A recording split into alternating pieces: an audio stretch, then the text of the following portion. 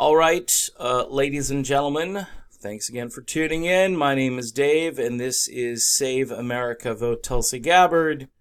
Yes, I admit it, I am a former Donald Trump supporter who has jumped from the train and is now supporting Tulsi Gabbard for president. And you can reference some of my older videos as to all of the reasoning behind that. It's fairly clear that a lot of folks who voted for Trump ended up voting against their economic interests, against America's foreign policy interests, and in addition to the clown show that we got that we all put up with because we thought it was funny and cute and interesting, in the long run, I think it festers a divisiveness which is going to take years to repair. The country was already divided prior to Donald Trump, and things are obviously getting worse. I want to talk about Tulsi Gabbard and her defense of Joe Biden and how many progressives are completely off the rails now. Because not only did Tulsi do it once, but now apparently she's done it a second time. Because here in this video, she pretty much lays it out there and says that Kamala Harris did this as a political ploy. And yeah, most progressives would agree that Kamala Harris is pretty much a typical politician, calculating. I know the bean counters want to look at, what color Kamala is, and they want to lift her up as a woman of color. The WOC thing, I'm just so tired of people being more concerned about identity politics rather than what people stand for. And look, Tulsi Gabbard is being consistent with her personality. I had somebody on Twitter basically say, well, 2 strikes, Tulsi, third one and you're out. Stop defending Joe Biden and bleep Joe Biden. Okay, so we're at a point in our civil or lack of civil discourse where we are so blinded by hatred and thinking the worst of human beings. Now, look, I've said this before. I'm not a fan of Joe Biden. In fact, remember when Obama said during the height of the whole Obamacare thing, if you like your doctor, you can keep your doctor, which was a lie, by the way. If you like your regime change war, you can keep your regime change war under Joe Biden. You won't have any. In fact, it'll be a seamless transition between Trump and Biden. The only difference is that Joe Biden might actually ramp up. He's going to bring in all the neo-libs he can find. He gets along great with Dick Cheney. So he's got no intention of changing our foreign policy. So defending Joe Biden, because some people have said to me, well, maybe she's looking for a VP slot. Because it would kind of be like the Sarah Palin thing with John McCain. And I'm like, nah, I know Tulsi Gabbard. I know her heart. And there's no way she's going to compromise on her biggest campaign issue to be part of a neo-lib candidacy. But she will defend somebody even if she disagrees with them on policy, if she thinks they're being unfairly targeted.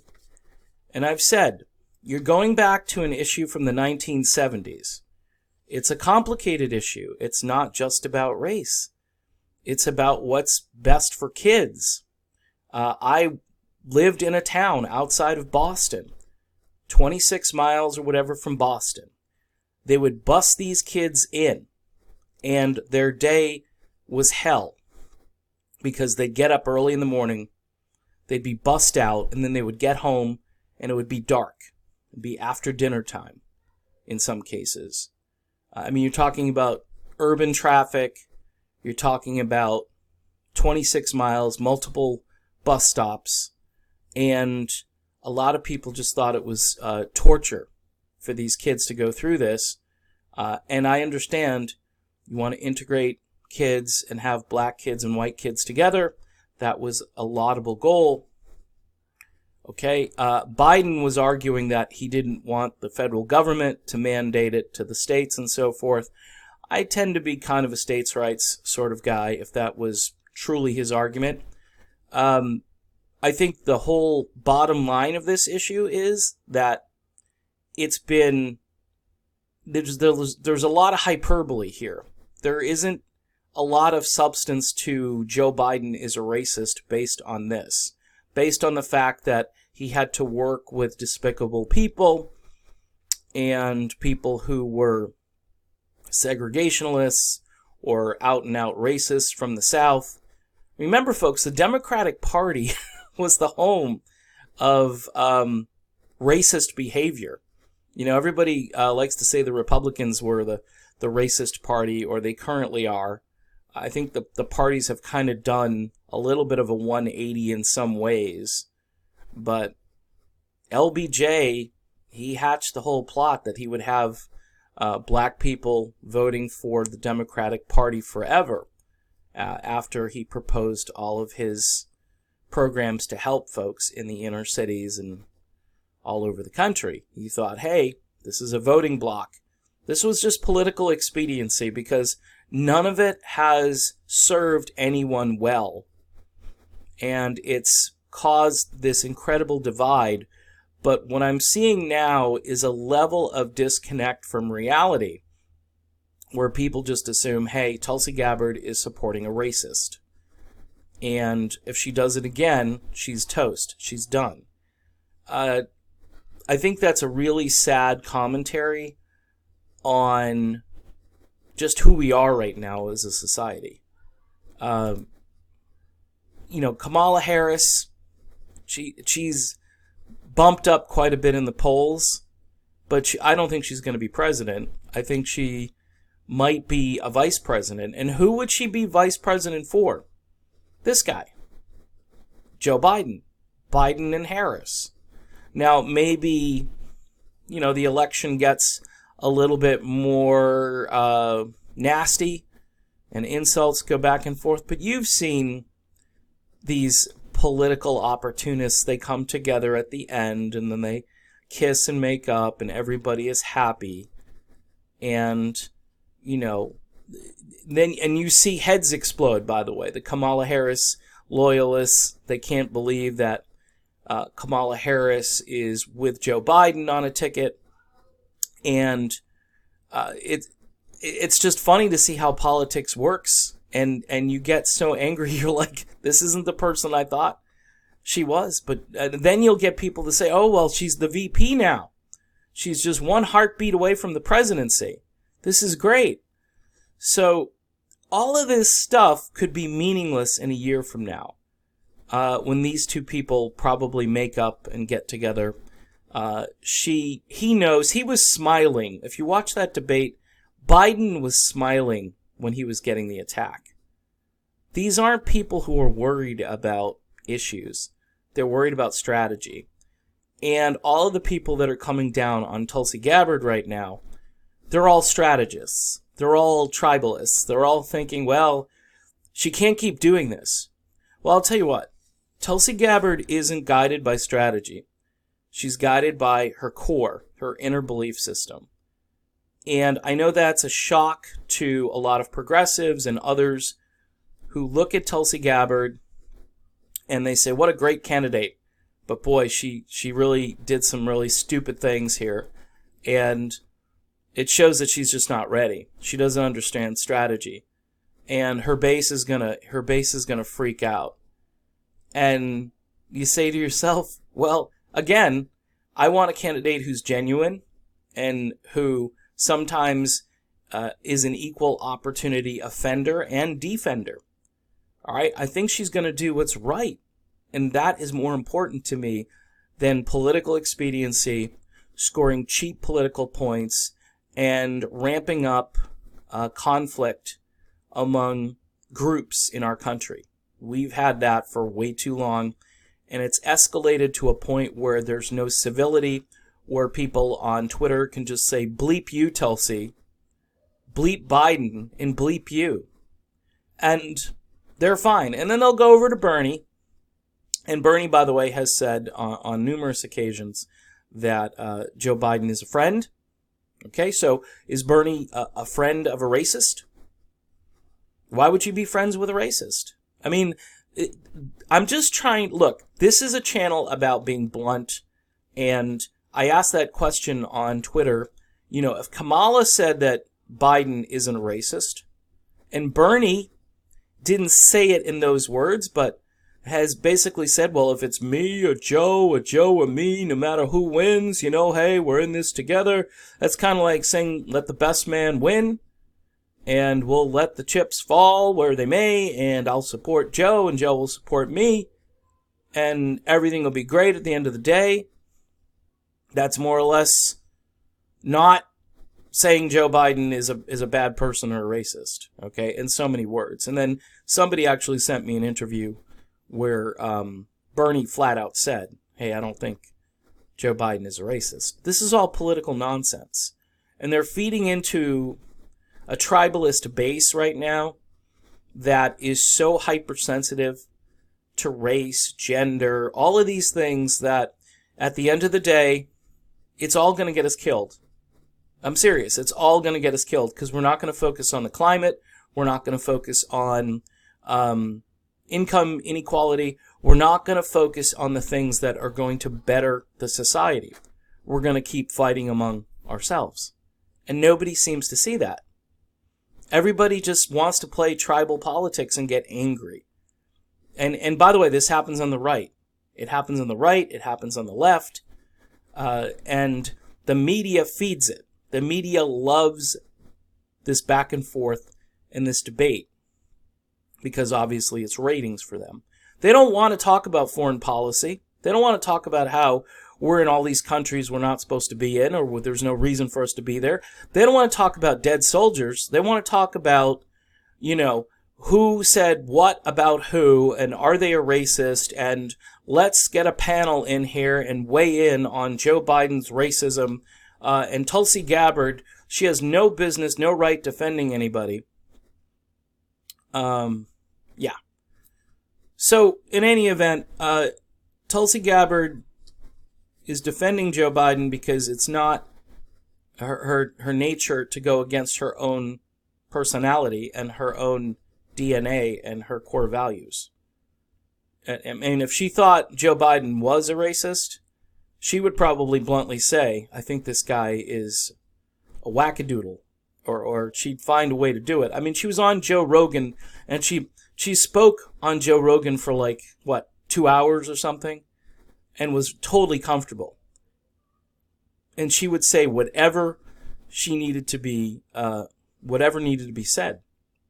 I mean, she called Trump Saudi Arabia's B, and that's a word for female dog. She said she was PO'd at a number of different things. And she also said in one interview that she would F this S pertaining to political expediency. So you come at her with nonsense and garbage like what's happening to her with regards to Biden, and she's going to say, F that S. I care about issues.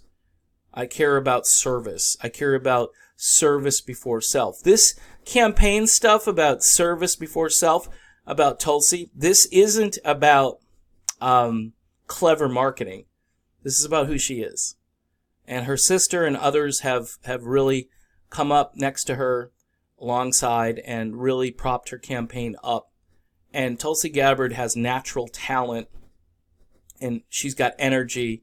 She's got what it takes to be the president of the United States.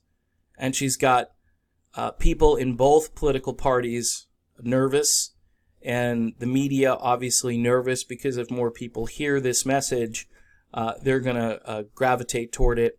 She's got all of the, the Russian collusion people freaking out and coming up with all kinds of conspiracies about who she is and her past. And, you know, she has a 100% gay rights voting record, but yet she's a stealth hater. And then, yeah, her past was different. My past is different. Everybody's past is different. People do change on issues. You will say, well, that was just political expediency, Dave. Didn't you say that's not who she is? No. She's 38 years old. She's not old. So she's already done a whole bunch of evolution since she's been in Congress. And she recognizes that, you know, whatever her father believed or whatever she believed as a younger person, 99% of us don't believe what we believed when we were 15 or 18 or 21 years old. I mean, we've changed, or at least we've had, in addition, we've had some growth going on. But yet, Tulsi Gabbard, she's not allowed to evolve or change on issues. Because we here at TYT or whatever channel think that Tulsi Gabbard, we know what's inside her brain and in her heart. And therefore, we're going to come after her based on that rather than coming after her on her votes. And yeah, I know they did some stuff about her votes, and it was all nitpicky crap that no other candidate would get that kind of treatment. And it's a shame because she is the best candidate running. I keep saying she's the best candidate of my lifetime. And look, I'll look at Joe. I was gonna say Joe Biden. No, I will look at Bernie Sanders if somehow Tulsi Gabbard doesn't get there. One last thing I want to mention before I go here. I've had 2 videos now that have gone demonetization, a total of about 5,000 views. For me, that's a lot of views. I know for Ryan's toy review, it's like 30 seconds worth of having the video out there for about 30 seconds, and you get about 5,000 views on it. For me, that's kind of a big deal. So again, I've posted the email link for PayPal for one-time donations. I also have a Patreon account that's tied to my classic rock gossip music channel, which is really my bread and butter, but I want to do more over here. And it's sad when you put out a video like this one, for instance. We'll see what happens with this one. And it goes into demonetization status. And the one prior to the one I just uploaded went into permanent demonetization status, meaning that they manually reviewed the video and found that it was wasn't suitable for advertisers. They don't give you a specific reason, like what you said in the video or what you did in the video. So it's almost like, your boss telling you you're fired and not giving you any reason for it, or reprimanding you and not telling you what you did wrong.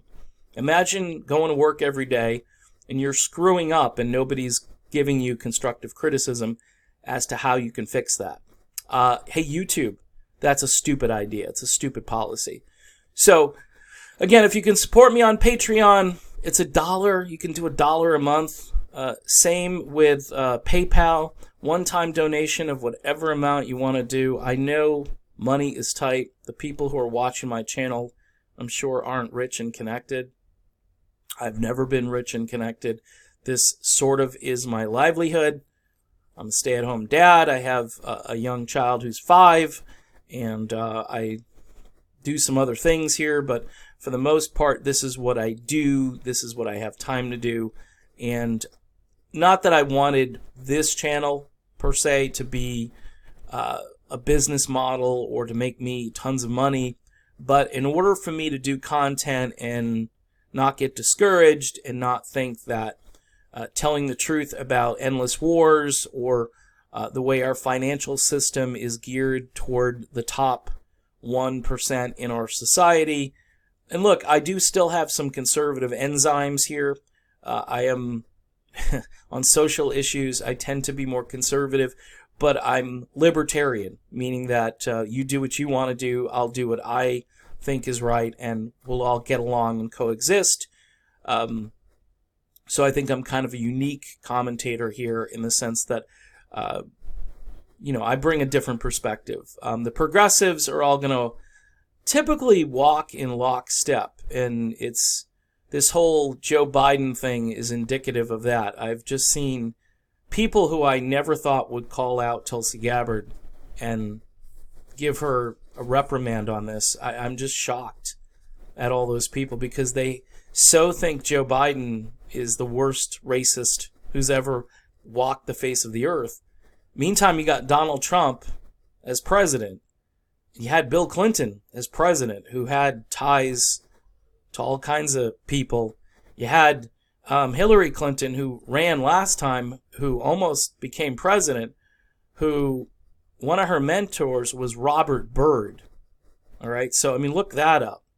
That just dwarfs anything that Joe Biden's been involved in. Joe Biden's just a good old boy, backslapping, palm-greasing politician, and his experiences pretty much can be dissected backward and forward, but again, he's just played the game the way politics has been played. This is why we need Tulsi Gabbard, because she's not going to play that game anymore. So, that's my video. Again, check out Patreon and my email, which I posted right before this video, and I'll see you soon.